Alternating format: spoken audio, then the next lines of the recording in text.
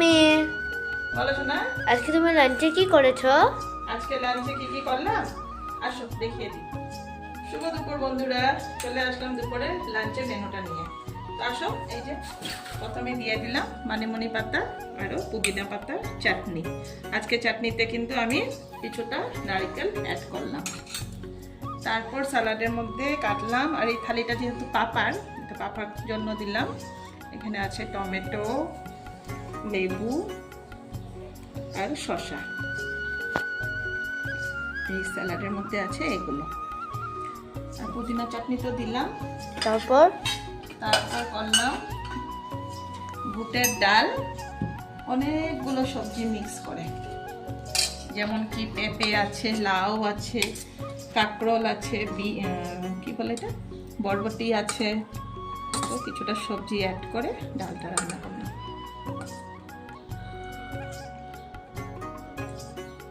তো ডাল, তারপর দেখিয়ে দিই।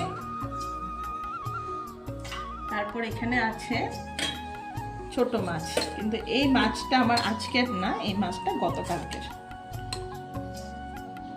এটা ছোট মাছের সব গন্ডমন্ড হয়ে গেছে। এটা হলো গতকালকের মাছের তরকারি। তারপর হলো দেখাচ্ছি, এইটা এই মাছটা করলাম আজকে, কাঁকরোল আর আলু দিয়ে করেছি এই মাছটা।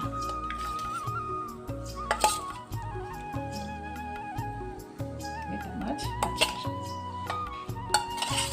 তারপর কি আছে দেখাচ্ছি, দাঁড়া বাবা একটু সাইড করে গেল।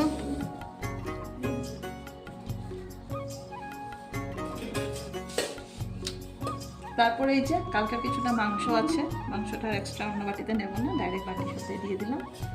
আর তোমাদের জন্য ডিম করলাম, ডিমটা তো পাপা খাবে না, তাই পাপার বাটিতে আর ডিমটা দিচ্ছি না। হ্যাঁ, এই হলো আজকের আমার দুপুরে লাঞ্চের মেনু। তো চলো একবার দেখিয়ে দিই।